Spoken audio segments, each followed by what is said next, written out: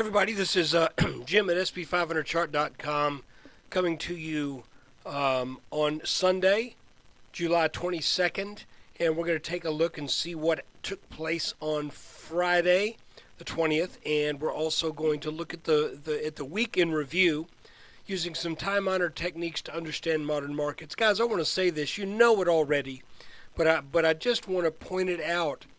Don't get complacent, even though this stuff works pretty well.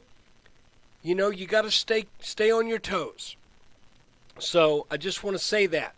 I know that there are times when I express a good bit of confidence in technical analysis, but you know, the market is the market, and we all know that from time to time things are going to happen. They're going to catch us by surprise. And a good technical analyst always has room in his outlook for things to change. And maybe I'll tell a favorite little story about that in a second. But before we do it, I just want to remind you that the website and this video are for educational purposes only. Nothing stated at the site or in this video is intended to be used as investment advice. Look, I can draw lines on charts, but you have to draw your own conclusions from your own research, and you need to make investment decisions that are suitable for your personal financial situation. Trading stocks, bonds, futures, commodities, options, you name it, is risky. You can lose your principal. You can lose your mind. So, you know, but don't listen to me, because I'm not a licensed financial professional. I'm just a guy who draws lines on charts. Okay, the first thing I want to do is we're looking here at a fairly long-range chart, maybe a little longer than what I normally look at to start with. We are looking at a one-day chart that goes back all the way to the summer of 2010. I'm doing this for a really simple reason. And part this looks like a game of pickup sticks gone bad. Pardon me for that. But look, here's the deal. I saw an article that got a fair amount of press coverage where somebody was saying, you know, beware, if this is like August of 2011, we are in for a world of hurt.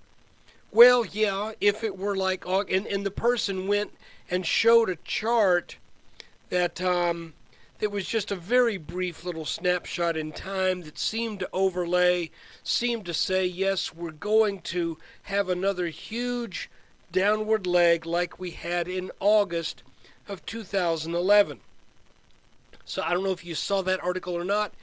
If you didn't, you're not really missing anything, because I just want to point something out. In August of 2011, we had the breakdown of a large head and shoulders pattern that took the entire year to form. And that does create a large, huge move down that just was like pulling the rugs out from underneath the markets. And that happened in August of 2011. But in 2012, we had a much smaller head and shoulders top, roughly less than half the duration, and that sucker's already broken down. So if anything, in other words, someone's trying to overlay the what's happened in the last couple of months here with what happened the last couple of months here. But there's a very big difference. And the difference is that we had a head and shoulders top that was forming in June and July of last year, whereas in June and July of this year, we've already made the minimum target from our head and shoulders top.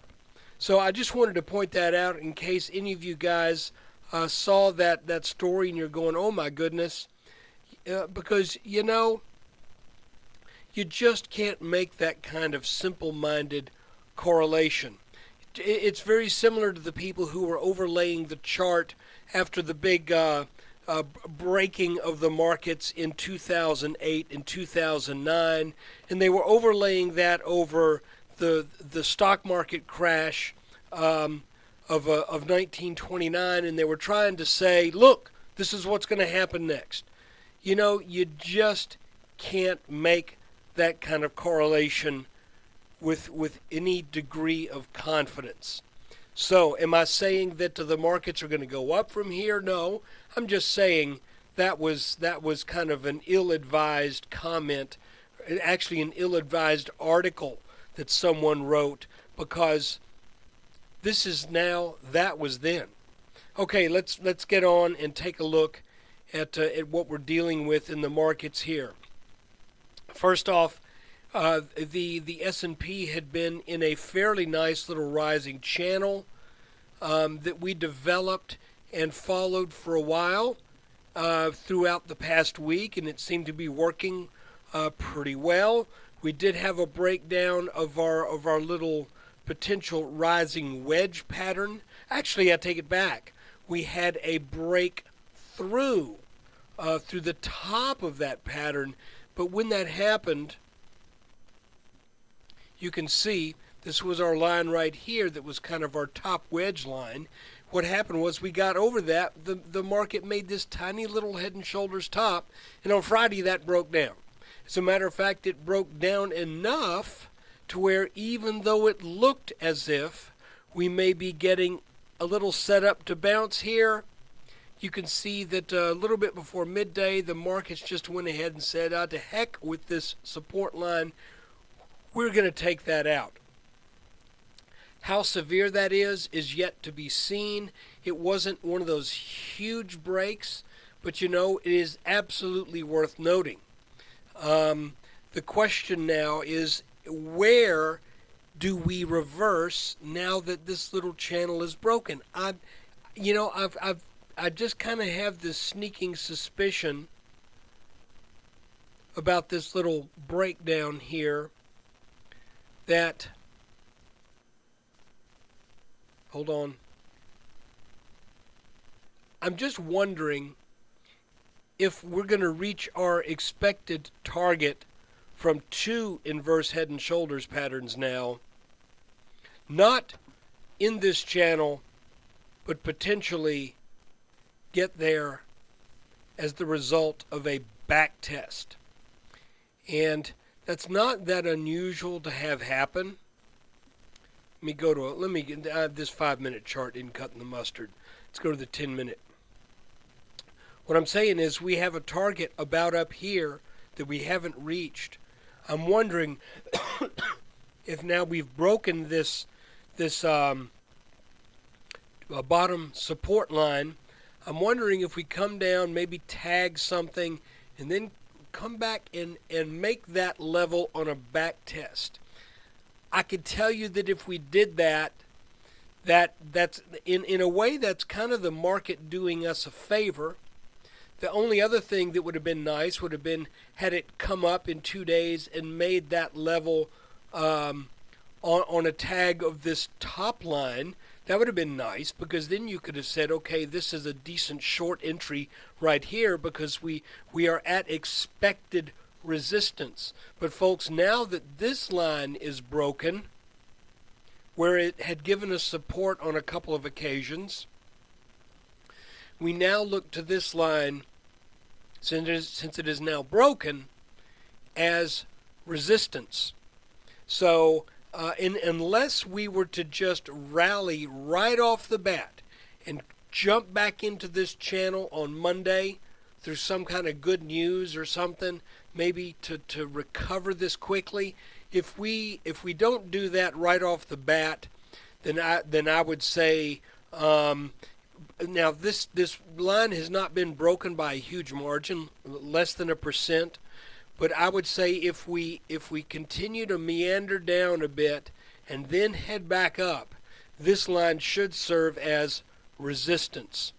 And even if we come back up and start the day and begin to rally on the 23rd tomorrow, you know, I still think we have to look at this now as a line of resistance. So that being the case, what I'm saying is the market is likely to not get over this line. So what that means is any move that might satisfy that 1388, 1392 area up here as a target from our inverted head and shoulders patterns, any move to do that will probably take place to the right side of this line. And if it happens to hit that target and that line at roughly the same point in time, that may not be a bad opportunity to go short for a short-term short position. I'm still leery of being short this market because it keeps hurting the shorts unless you're really nimble. So that might be one of those little nimble short entry opportunities. We did pretty well for the week, really. We'd been talking about coming into the week that it looked like we had an inverse head and shoulders pattern possibly in the making. And Monday we formed what looked to be 3 points of, or at least 2 points of contact with our potential neckline. And once we got over it, we stayed over that line. So that was a pretty good call on the inverse head and shoulders pattern. The only thing that kind of was something of a disappointment is the fact that we then formed a smaller inverse head and shoulders here, and that did break down on Friday. Now the question again, the $64,000 question coming into the week of the 23rd, is going to be what is going to happen with respect to this line. Is the S&P going to stay underneath this line and tag it and then head back down, or are we going to back test this line at a point maybe a little later in the week that gives these two inverted head and shoulders patterns an opportunity to meet their minimum expected targets? I still think when you got two such patterns working, it's a reasonable expectation that that target will be met. And so I'm still harping, if you will, on these patterns. And it could be that we come back down and tag the neckline a little bit more solidly and then head up and do it. So, if you're looking for where do we panic, where do we say it's a busted pattern, well, I would say if we get down below the level of this right shoulder. So if the markets were to exhibit more weakness, and if we were to get down into the 1340s, the low 1340s, then I would say, guys, we got to call this pattern now in clear jeopardy. So, guys, I think that's about it, really. The week was pretty good. We got some pretty recognizable things going on, and we just need to see if we're going to bounce around this line, maybe down here. I think the low 1350s should give support. I would feel much better about that if we just kind of meander down another 6 or 7 points. So I think that's it. Don't really have much more to add to it, other than one more thing I want to show you. One of these days I'm going to do some housekeeping and clean this chart up a bit. But what I want to show you here, look at that, what a mess that is. But as we look at this on a 2-day chart, I've mentioned before that there's this funny little thing that happens sometimes where you find yourself in some kind of pattern that maybe is constricting, and you look at it and you start to see that there is, if you snap that midline roughly in that pattern. So what I've got is these red lines right here define the tops and bottoms of the market since the market bottom in March of 2009.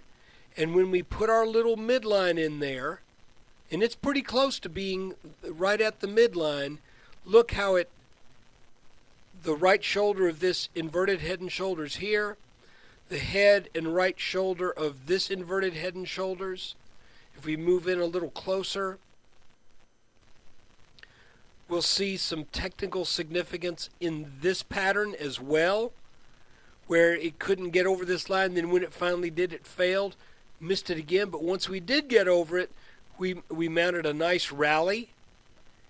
And now, as we look at that gray line on an hourly chart, here it is. Isn't it funny how that gray line is now starting to line up with our little pattern that we got going here, right around that minimum target area.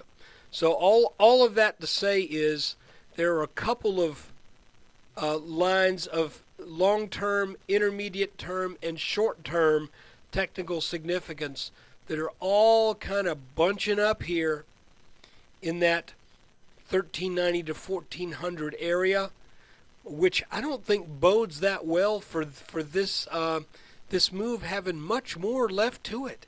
I think we get up here, and then maybe the whole idea of getting over 1400, 1404, maybe something like that. Ew, you know, it looks like there's a lot of headwinds once we get up into this area. So look, that really is it now. Thank you for your time and attention. If you're a subscriber, thank you for being a subscriber. If you're not, and by the way, you are watching the free weekly review. I want you to think about it. If you're not a subscriber, come over to sp500chart.com. There it is right there. Check out the details. If you're a coffee drinker, all I ask you to do is to give up the cost of a cheap cup of coffee, less than $1 a day.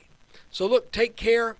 And if you do that, you get a video every day, just like this one, only with the current chart.